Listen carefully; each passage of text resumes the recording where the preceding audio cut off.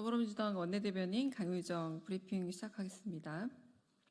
안창호 인권위원장 후보 면접 프리패스 하더니 자료 프리패스로 인권위원장에 무임승차하려는 겁니까? 안창호 국가위원장 후보의 내 마음대로 인사 과정이 그야말로 가관입니다. 안 후보는 면접도 보지 않고 장관급 인권위원장 후보로 추천되었습니다. 위원장 후보추천위원회 제도가 시행된 2018년 이후 면접심사를 프리패스한 첫 인물입니다. 면접심사를 서면으로 가름해 줬는데 알고 보니 면접심사를 서면으로 가름해 줬는데 알고 보니 포괄적 차별금지법에 반대하는 반인권적 인물입니다. 인권위의 설립 취지에 정반대 대척점에 서 있는 인물임이 드러나고 있는 겁니다. 면접 준비를 안 했으면 그 시간에 자료 준비라도 똑바로 했어야 합니다. 그런데 청문회도 대충 앉아 시간만 때우려나 봅니다. 대치동 아파트 장남 편법 증여, 과거 공격 단체 대표 경력, 인사청문회 거짓 답변 등 스스로 증명해야 될 의혹이 산더미인데 검증 자료를 청문회 당일에나 내겠다고 합니다. 면접을 멋대로 프리패스하더니 자료도 프리패스하면 된다고 여기는 겁니까? 청문회 당일에야 자료를 낸다는 건 국회 인사청문회를 무력화하겠다는 선언과 다르지 않습니다. 면접심사 프리패스로 날려먹은 것도 모자라 국민 앞에서 자료 프리패스까지 하려는 겁니까? 소수자를 혐오하고 인권위를 규탄한 과거를 세탁한 채 인권위원장 자리에 앉을 꿈만 꾸고 있는 겁니까? 인권위원장 후보에 걸맞지 않은 가장 반인권적인 행태를 숨긴 본색은 인권위원장 후보에 걸맞지 않은 가장 반인권적인 행태를 숨긴다 한들 본색은 가려지지 않습니다. 후보 안창호는 인권위원장 자리에 오르고 싶다면 모든 자료를 제출하고 국민 앞에 철저히 그 자격을 검증받으십시오.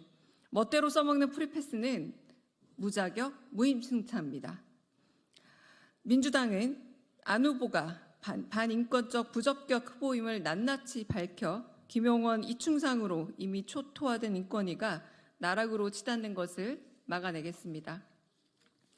민주당은 안 후보가 반인권 부적격 후보임을 낱낱이 밝혀 김용원 이충상으로 이미 초토화된 인권위가 나락으로 치닫는 것을 막아내겠습니다. 두 번째 브리핑하겠습니다. 관저에 사우나 드레스룸 만들 공간은 있고 관저에 사우나 드레스룸 만들 공간은 있고 제2부속실 들어갈 공간은 부족합니까? 본말이 뒤바뀌어도 한참 뒤바뀌었습니다. 윤석열 대통령은 29일 국정브리핑 기자회견에서 제2부속실 설치가 미뤄지는 것이 마땅한 장소가 없기 때문이라고 구차한 핑계를 댔습니다. 비밀리에 관전에 사우나와 드레스룸을 설치해놓고 들통나자 보안시설이라고 변명해 지탄을 받은 게 불과 며칠 전입니다. 관저에는 따로 즐길 아방궁을 만들어 놓고 정작 제2부속실 설치는 장소가 부족해 마련하지 못합니까? 한남동 외교부 공간 뺐더니 학고방 타령하며 증축했고 국방부 쫓아내고선 청와대에 비해 장소가 없다고 불평합니다. 멀쩡한 청와대 내버려두고 이게 무슨 예산 낭비, 공간 낭비입니까? 국민에게 돌려주겠다는 핑계로 버리더니 방치된 청와대는 관람객의 관심에서도 멀어졌습니다. 이제 청와대는 저렴한 한국 여행을 찾는 외국 관광객을 위한 패키지 여행 상품으로 전락했습니다. 역사적 가치와 자료적 의미가 그 사이 복구 불가 수준입니다.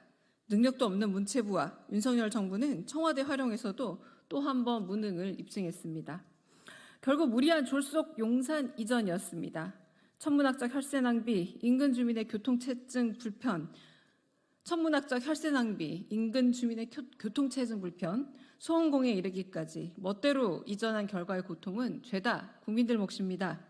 국민 고통은 모르쇠 하며 관저가 초라하다며 사우나의 드레스룸 정자까지 증축하고 있습니다. 설계 시공업체와 예산부터 투명하게 공개하십시오. 드레스룸 사우나를 바꿔서라도 제2부속실 설치하십시오. 하루아침에 용산으로 이주 결정도 내리면서 공간 부족 변명은 터무니없는 구차함입니다. 국민과 약속대로 제2부속실을 설치해 통제 불가 영부인을 임기 말까지라도 똑바로 관리하시길 바랍니다. 마지막 논평 읽겠습니다. 들불처럼 번지는 딥페이크 선범죄, 제대로 된 디지털 온라인 문화 교육이 절실합니다. 딥페이크 성범죄가 청소년들 사이에서 들불처럼 번지고 있습니다. 최근 3년 새 경찰에 신고된 딥페이크 영상 피해자 10명 중 6명이 미성년자입니다. 기술 발전으로 딥페이크 제작이 쉬워지면서 가해자 중 미성년자 비중이 눈에 띄게 증가하고 있습니다. 작년 한 해 딥페이크 제작 혐의로 입건된 10대는 무려 75%에 육박합니다. 그러나 날로 진흥화되는 딥페이크 성범죄를 막기에 정부 대책은 미비합니다. 기술은 비약적으로 발전하는데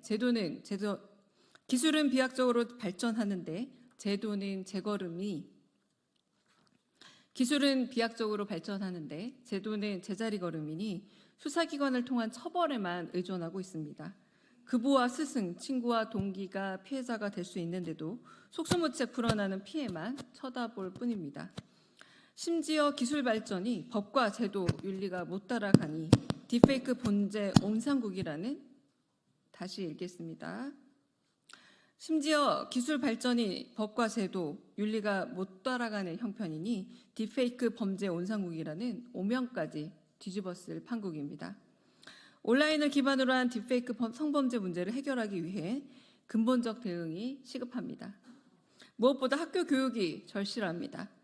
해외 플랫폼과의 국제적 공조, 처벌 강화에 덧붙여 영유아 시기부터 접촉하는 뉴미디어 환경에 대한 교육이 절실합니다. 딥페이크 기술의 위험성을 충분히 알고 윤리적 기술 활용 감각을 기르는 미디어 리터러시 교육이 필수입니다.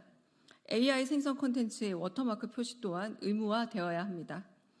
디지털 범죄의 가장 큰 고통은 완전한 삭제 및 복구가 어렵다는 겁니다. 악의적 조작 영상으로 더 이상 고통받는 피해자가 생기지 않도록 정부의 선제적 대응이 필요합니다. 민주당은 피해자를 보호하고 제대로 된 처벌이 이루어질 수 있도록 실효성 있는 대책과 법안을 마련하고 있습니다. 이 땅에서 디지털 성범죄를 뿌리 뽑을 수 있도록 특단의 조치를 취하겠습니다. 감사합니다.